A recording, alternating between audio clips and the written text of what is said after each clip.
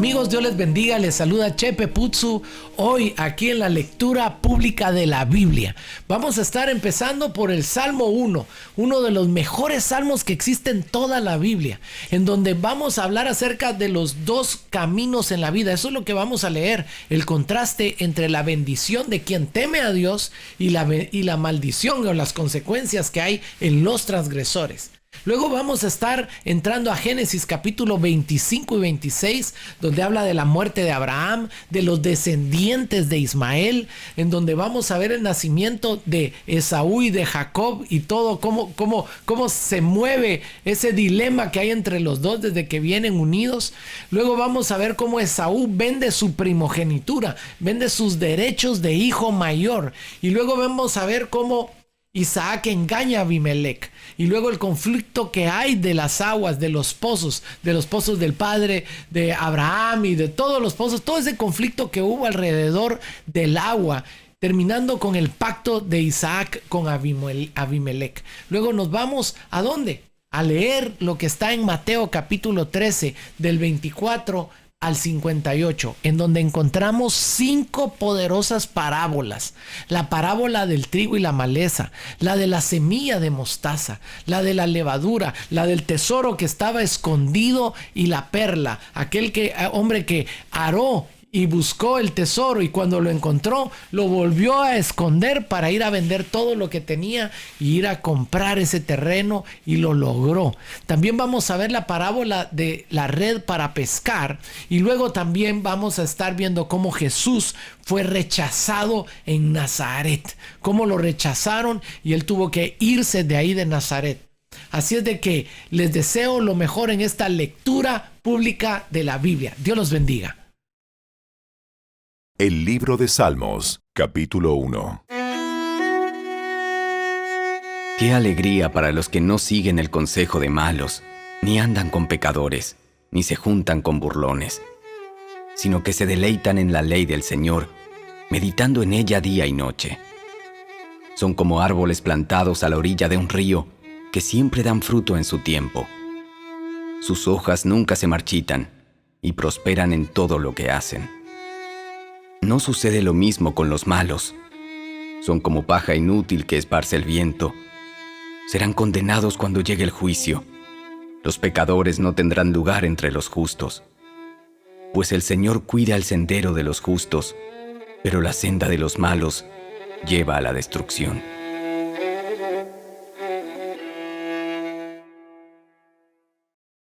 El libro de Génesis, capítulo 25. Abraham volvió a casarse con una mujer llamada Cetura. Ella dio a luz a Simram, Joksán, Medán, Madián, Isbac y Súa. Joksán fue el padre de Seba y Dedán. Los descendientes de Dedán fueron los asureos, los letuseos y los leumeos. Los hijos de Madián fueron Efa, Efer, Anoc, Ábida y Elda. Todos ellos fueron descendientes de Abraham por medio de Cetura. Abraham le dio todo lo que poseía a su hijo Isaac, pero antes de morir, les dio regalos a los hijos de sus concubinas y los separó de su hijo Isaac, enviándolos a una tierra en el oriente. Abraham vivió 175 años y murió en buena vejez, luego de una vida larga y satisfactoria. Dio su último suspiro y se reunió con sus antepasados al morir. Sus hijos Isaac e Ismael lo enterraron en la cueva de Macpela, cerca de Mamre, en el campo de Efrón, hijo de Zoar, el hitita. Ese era el campo que Abraham había comprado a los hititas y donde había enterrado a su esposa Sara. Después de la muerte de Abraham, Dios bendijo a su hijo Isaac, quien se estableció cerca de Beer-Lahai-Roi, en el Negev. Este es el relato de la familia de Ismael, el hijo de Abraham, por medio de Agar, la sierva egipcia de Sara. La siguiente lista corresponde a los descendientes de Ismael por nombres y clanes. El hijo mayor fue Nebaiot, seguido por Sedar, Adbeel, Mibsam, Misma, Duma, Masa, Hadad, Tema, Getur, Nafis y Sedema. Estos 12 hijos de Ismael fueron los fundadores de 12 tribus. Cada una llevaba el nombre de su fundador, registradas según los lugares donde se establecieron y acamparon. Ismael vivió 137 años. Después dio su último respiro y se reunió con sus antepasados al morir. Los descendientes de Ismael ocuparon la región que va desde Avila hasta Shur, que está al oriente de Egipto, en dirección a Asiria. Allí vivieron en franca oposición con todos sus parientes. Este es el relato de la familia de Isaac, hijo de Abraham. Cuando Isaac tenía 40 años, se casó con Rebeca, hija de Betuel el arameo, de Padán Aram y hermana de Labán el arameo. Isaac rogó al Señor a favor de su esposa porque ella no podía tener hijos. El Señor contestó la oración de Isaac y Rebeca quedó embarazada de mellizos. Pero los 2 niños luchaban entre sí dentro de su vientre, así que ella fue a consultar al Señor por este asunto. ¿Por qué me pasa esto? Y el Señor le dijo: Los hijos que llevas en tu vientre llegarán a ser 2 naciones, y desde el principio las 2 naciones serán rivales. Una nación será más fuerte que la otra, y tu hijo mayor servirá a tu hijo menor. Cuando le llegó el momento de dar a luz, Rebeca comprobó que de verdad tenía mellizos. El primero en nacer era muy rojizo y estaba cubierto de mucho vello, como con un abrigo de piel. Por eso lo llamaron Esaú. Después nació el otro mellizo, agarrando con la mano el talón de Esaú. Por eso lo llamaron Jacob. Isaac tenía 60 años cuando nacieron los mellizos. Los muchachos fueron creciendo y Esaú se convirtió en un hábil cazador. Él era un hombre de campo, pero Jacob tenía un temperamento tranquilo y prefería quedarse en casa. Isaac amaba a Esaú porque le gustaba comer los animales que cazaba, pero Rebeca amaba a Jacob. Cierto día, mientras Jacob preparaba un guiso, Esaú regresó del desierto, agotado y hambriento. Esaú le dijo a Jacob: Me muero de hambre. Dame un poco de ese guiso rojo. Así es como Esaú obtuvo su otro nombre, Edom, que significa rojo. Respondió Jacob: Muy bien, pero dame a cambio tus derechos del hijo mayor. Mira, me estoy muriendo de hambre. ¿De qué me sirven ahora los derechos del hijo mayor? Pero Jacob dijo: Primero, tienes que jurar que los derechos del hijo mayor me pertenecen a mí. Así que Esaú hizo un juramento mediante el cual vendía todos sus derechos del hijo mayor a su hermano Jacob. Entonces Jacob le dio a Esaú guiso de lentejas y algo de pan. Esaú comió y luego se levantó y se fue. Así mostró desprecio por sus derechos del hijo mayor. El libro de Génesis, capítulo 26. Un hambre terrible azotó la tierra, como había ocurrido antes en tiempos de Abraham. Así que Isaac se trasladó a Gerar, donde vivía Abimelec, rey de los filisteos. El Señor se le apareció a Isaac y le dijo: No desciendas a Egipto, sino haz lo que yo te digo. Vive aquí como extranjero en esta tierra, y yo estaré contigo y te bendeciré. Yo, con estas palabras, confirmo que te daré todas estas tierras a ti y a tu descendencia, tal como le prometí solemnemente a Abraham, tu padre. Haré que tus descendientes sean tan numerosos como las estrellas de los cielos, y les daré todas estas tierras. Y mediante tu descendencia, todas las naciones de la tierra serán bendecidas. Yo haré esto porque Abraham me escuchó y obedeció todos mis requisitos, mandatos, decretos e instrucciones. Entonces Isaac se quedó en Gerar. Cuando los hombres que vivían allí le preguntaron a Isaac acerca de Rebeca, su esposa, él dijo: Es mi hermana. tenía temor de decir, ella es mi esposa, porque pensó, me matarán para conseguirla, pues es muy hermosa. Pero tiempo después, Abimelec, rey de los filisteos, miró por la ventana y vio a Isaac acariciando a Rebeca. Al instante, Abimelec mandó llamar a Isaac y exclamó: ¡Es evidente que ella es tu esposa! ¿Por qué dijiste, es mi hermana? Porque tuve temor de que alguien me matara para quitármela. ¿Cómo pudiste hacernos semejante cosa?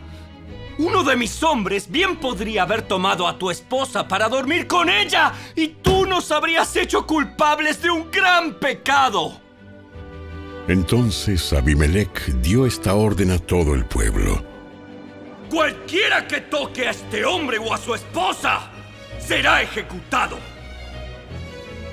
Cuando Isaac sembró sus cultivos ese año, cosechó 100 veces más grano del que había plantado, porque el Señor lo bendijo. Se hizo muy rico y su riqueza siguió aumentando. Adquirió tantos rebaños de ovejas y de cabras, manadas de ganado y ciervos, que los filisteos comenzaron a tenerle envidia. Así que los filisteos taparon con tierra todos los pozos de Isaac. Eran los pozos que habían cavado los siervos de su padre Abraham. Por último, Abimelec ordenó a Isaac que se fuera de la región.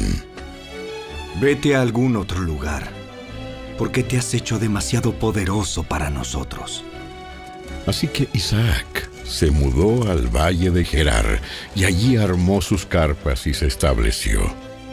También reabrió los pozos que su padre Abraham había cavado, porque los filisteos los habían tapado después de su muerte, y les puso nuevamente los nombres que Abraham les había dado.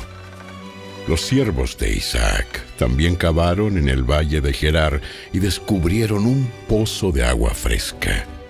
Pero después, los pastores de Gerar llegaron y reclamaron el manantial. ¡Esta agua es nuestra! ¡Esta agua es nuestra! Dijeron ellos, y discutieron sobre el pozo con los pastores de Isaac. Por eso Isaac llamó a aquel pozo Esek, que significa disputa. Luego los hombres de Isaac cavaron otro pozo, pero de nuevo hubo conflicto. Por eso Isaac lo llamó Sitna, que significa hostilidad. Isaac abandonó ese pozo, siguió adelante y cavó otro. Esta vez no hubo ningún conflicto. Entonces Isaac llamó a aquel lugar Rehobot, que significa espacio abierto, porque dijo: Al fin el Señor ha creado espacio suficiente para que prosperemos en esta tierra. De allí Isaac se mudó a Beerseba, donde el Señor se le apareció la noche de su llegada. Yo soy el Dios de tu padre Abraham. No tengas miedo, porque yo estoy contigo y te bendeciré. Multiplicaré a tus descendientes y se convertirán en una gran nación. Lo haré a causa de la promesa que hice a Abraham, mi siervo. Luego Isaac construyó allí un altar y adoró al Señor. Estableció su campamento en ese lugar y sus siervos cavaron otro pozo. Cierto día, el rey Abimelec llegó desde Gerar con su consejero, Ahuzat, y también con Ficol, el comandante de su ejército. Preguntó Isaac: ¿Por qué han venido aquí? Es evidente que ustedes me odian, ya que me echaron de su tierra. Respondieron ellos: Podemos ver claramente que el Señor está contigo. Por eso queremos hacer un tratado contigo bajo juramento. Jura que no nos harás daño, ya que nosotros nunca te hemos causado problemas a ti. Siempre te hemos tratado bien y te despedimos en paz. Y mira ahora cómo el Señor te ha bendecido. Entonces Isaac preparó un banquete para celebrar el tratado y comieron y bebieron juntos. Temprano a la mañana siguiente, cada uno hizo el solemne juramento de no interferir con el otro. Luego Isaac los envió de regreso a su tierra y ellos se fueron en paz. Ese mismo día, los siervos de Isaac llegaron y le contaron acerca de un nuevo pozo que habían cavado. ¡Hemos encontrado agua! ¡Hemos encontrado agua! Por eso Isaac llamó al pozo Seba, que significa juramento. Hasta el día de hoy la ciudad que surgió allí se llama Beerseba, que significa pozo del juramento. Cuando Esaú tenía 40 años, se casó con 2 mujeres hititas, Judit, hija de Beeri, y Basemat, hija de Elón. Pero las esposas de Esaú amargaron la vida de Isaac y Rebeca.